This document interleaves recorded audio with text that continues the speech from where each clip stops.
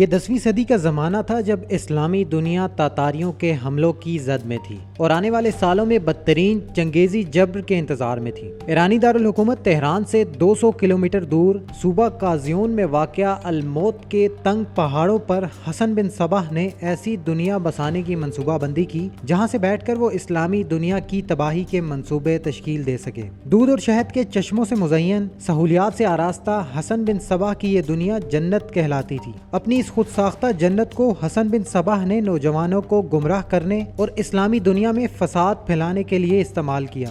مشرق اور مغرب کے اندر کئی کہانیوں، افسانوں اور ناولوں میں اس مصنوعی جنت کا ذکر موجود ہے، جس میں نوجوانوں کو نشے میں دھت کروا کر اس مصنوعی جنت کے اندر عیش و عشرت کے ماحول میں رکھا جاتا تھا۔ نوجوان یہ سمجھتے تھے کہ وہ اصل جنت کے اندر موجود ہیں۔ بعد میں ان کو بے ہوش کر کر وہاں سے باہر لے کے آیا جاتا اور انہیں کہا جاتا کہ اگر وہ کسی بڑی شخصیت کو قتل کریں گے تو ان کو دوبارہ اسی جنت میں پہنچا دیا جائے گا۔ اسی طریقے سے حسن بن صباح نے کئی دہائیوں تک مسلم دنیا کے اندر قتل و غارت کی وارداتیں کی۔ حسن بن صباح کا پورا نام حسن بن علی بن محمد بن جعفر بن حسین بن الصباح الحمیری تھا۔ اس کا باپ عراق کے شہر کوفے سے ہجرت کر کے ایرانی شہر قم آیا، جہاں حسن بن صباح کی پیدائش 1050 عیسوی میں ہوئی۔ 18 سال کی عمر میں اس نے ریاضی، نجوم اور سحر جیسے علوم حاصل کیے۔ 1078 میں حسن بن صباح مختلف ملکوں میں پھرتے پھرتے قاہرہ پہنچا، جہاں اس وقت فاطمی حکومت کر رہے تھے۔ فاطمی دربار میں ان کی بڑی آؤ بھگت ہوئی۔ اس نے مصر میں 3 سال گزارے، لیکن اس دوران فاطمیوں کے سپہ سالار سے اس کی مخالفت ہوئی اور اسی کی بنیاد پر اس کو قید میں ڈال دیا گیا۔ روایات کے مطابق انہی دنوں میں اتفاق سے زندان کا مینار گر پڑا۔ اس واقعے کو حسن بن صباح کی کرامت سمجھا گیا اور اس کو رہا کر دیا گیا۔ اس کے بعد حسن بن صباح نے مصر میں مزید قیام کو مناسب نہیں سمجھا اور واپس ایران لوٹ آیا۔ اگلے 9 برسوں تک مختلف علاقوں میں مختلف سرگرمیاں جاری رکھی۔ رفتہ رفتہ اس نے اپنی توجہ ردبار صوبے کے علاقے ویلمان پر مرکوز کرنا شروع کر دی۔ یہاں اس کو کوہ البرز کی برفانی چوٹیوں میں گھرا ہوا ایک قلعہ نظر آیا، جو کہ مستقبل کے منصوبوں کے لیے نہایت سود مند ثابت ہو سکتا تھا۔ یہیں سے حسن بن صباح کی کہانی نے نیا موڑ لیا اور آئندہ کئی دہائیوں تک اس نے مسلم بادشاہوں کے ناک میں دم کیے رکھا۔ وہ ہمیشہ ایک کمبل اوڑے رہتا تھا اور بہت ہی سادہ زندگی بسر کرتا تھا۔ اس کے بارے میں تاریخ دان لکھتے ہیں کہ وہ قلعہ الموت میں آنے کے بعد 35 برس تک وہاں سے باہر نہیں گیا، بلکہ قلعے کے اندر موجود اپنے گھر سے بھی صرف 2 بار ہی باہر آیا۔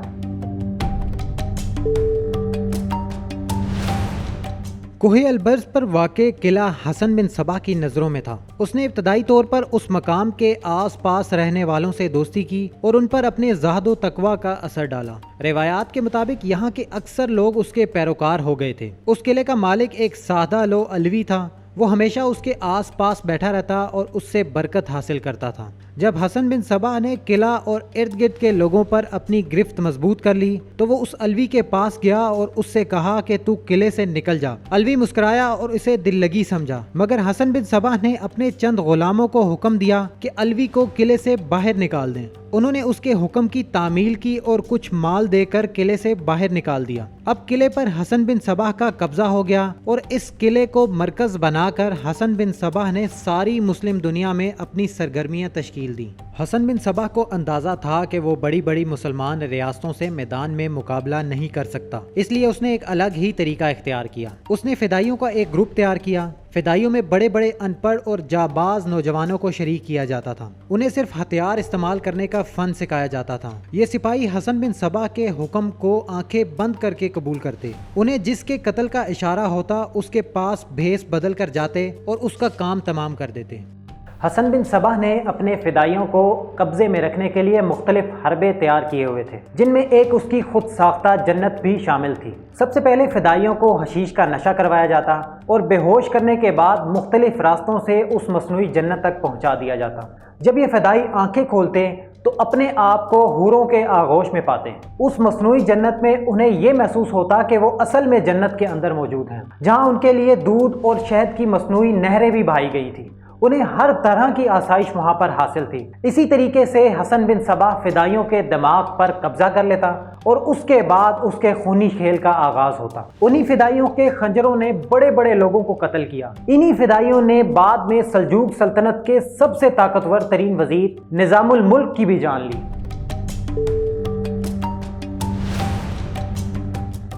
قلعہ پر قبضے کے بعد حسن بن صبا نے حشاشین یا باطنی جیسی دہشت پسند اور خفیہ جماعت تشکیل دی۔ کہا جاتا ہے کہ اس جماعت کے فدائین ہمیشہ زہر آلود خنجر سے مسلح رہتے تھے، چنانچہ ان کا شکار معمولی سا زخمی ہونے کی صورت میں بھی زندگی سے ہاتھ دھو بیٹھتا اور حملہ آور گرفتاری سے بچنے کے لیے اسی زہریلے خنجر سے خودکشی کر لیتا۔ کئی اہم لوگوں کو انہی فدائین نے قتل کیا۔ ان کا نیٹ ورک تمام اعمال، امراء، وزراء سمیت خلیفہ کے محلات تک پھیلا ہوا تھا۔ یہی وجہ ہے کہ یہ لوگ خوف و دہشت کی علامت بن گئے تھے۔ حسن بن صبا کے تنظیم کے کارکنان کو خطرناک قاتلوں کی حیثیت سے تربیت دی جاتی تھی۔ انہیں فدائی کہا جاتا تھا، جو حشاشین کے نام سے مشہور تھے۔ تنظیم کے حشاشین نام کی وجہ یہ تھی کہ حسن بن صبا اپنے فدائیوں کو حشیش پلا کر اپنی مصنوعی جنت کی سیر کرواتا، جو اس نے قلعہ الموت کے اندر بنا رکھی تھی، اور اس کے بعد وہ فدائیوں سے اپنے مخالفوں کو قتل کرواتا۔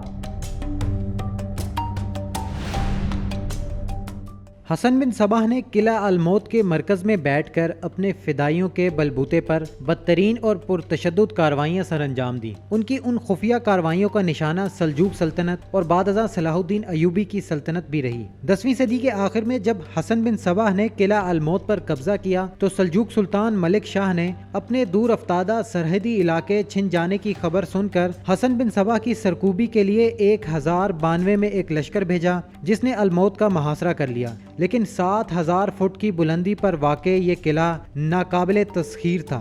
چند ماہ کے بعد یہ لشکر ناکام لوٹا۔ حسن بن صبا کو معلوم ہوا کہ الموت پر سلجوکیوں کے حملے کے پیچھے دراصل نظام الملک کا ہاتھ تھا۔ حسن بن صبا نے اس کا کام تمام کرنے کی ٹھان لی۔ محاصرے کے چند ماہ بعد 1092 کو سلجوق سلطان کے وزیر اعظم نظام الملک نہاوند ضلع میں سفر کر رہے تھے کہ ولمان کے علاقے کا ایک نوجوان جس نے فقیروں کا بھیس بدلا ہوا تھا ان کے قریب پہنچا اور ان پر خنجر سے وار کیا۔ حسن بن صبا کی مہم کا یہ پہلا خودکش حملہ تھا۔ توسی کے بعد حسن بن صبا کے فدائین کے نشانے پر کئی حکمران، شہزادے، گورنر جرنیل اور علماء بھی آئے۔ 1074 میں حسن بن صبا نے صلاح الدین ایوبی کے اوپر حملہ کروایا، مگر یہ حملہ ناکام ثابت ہوا۔ اس کے 2 سال بعد حسن بن صبا نے دوبارہ حملہ کروایا، مگر اس بار یہ حملہ صرف علامتی تھا، جس کا مقصد صرف یہ تھا کہ صلاح الدین ایوبی کو خبردار کیا جائے کہ وہ قلعہ الموت کے اوپر چڑھائی نہ کرے۔ ایک فدائی صلاح الدین ایوبی کے خیمے میں داخل ہوا اور ان کے بستر کے قریب رکھے پھلوں پر خنجر چھوڑ گیا، اور وہاں ایک خط بھی چھوڑ گیا جس میں یہ دھمکی دی گئی تھی کہ اگر انہوں نے قلعہ الموت کے اوپر چڑھائی کا ارادہ ترک نہ کیا تو اگلی بار وہ اسے قتل کرنے میں کامیاب ہو جائیں گے۔ روایت کے مطابق صلاح الدین ایوبی نے حسن بن صبا سے صلح کر لی تھی، کیونکہ اس وقت وہ صلیبیوں سے جنگوں میں مصروف تھے۔ نہ سلجوقی اور نہ ہی ایوبی، کوئی بھی مسلمان بادشاہ حسن بن صبا کا خاتمہ نہیں کر سکا۔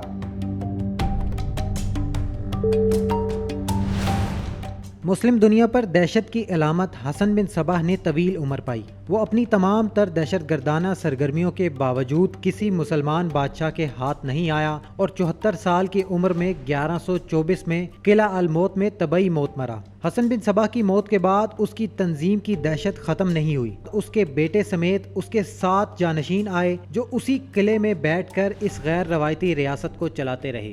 اس ریاست کا خاتمہ چنگیز خان کے پوتے ہلاکو خان کے ہاتھوں ہوا، جس نے 1256 میں قلعہ الموت کے اوپر چڑھائی کی اور اس کی اینٹ سے اینٹ بجا دی۔ اس نے حسن بن صبا کے آخری جانشین رکن الدین کو گرفتار کر لیا اور اس کے ہزاروں فدائیوں کو بے رحمی سے قتل کر دیا۔ اس کے ساتھ ہی حسن بن صبا کی خود ساختہ جنت اور اس کے پیروکاروں کا خاتمہ ہو گیا۔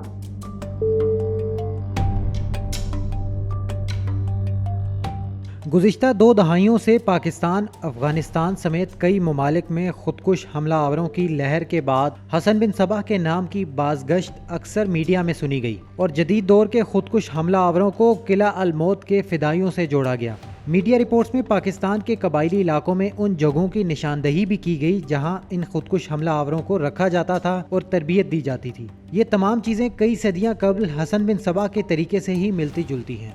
افسانوں اور کہانیوں کے علاوہ حسن بن صبا کے فدائی اور اس کی جنت مشہور ویڈیو گیم اسیسن کریڈ کے اندر بھی نظر آتے ہیں۔ اس ویڈیو گیم کی اب تک 10 کروڑ سے زائد کاپیاں فروخت ہو چکی ہیں۔ 2016 میں اس ویڈیو گیم پر ایک فلم بنائی گئی جس نے 24 کروڑ ڈالر سے زائد کا بزنس کیا۔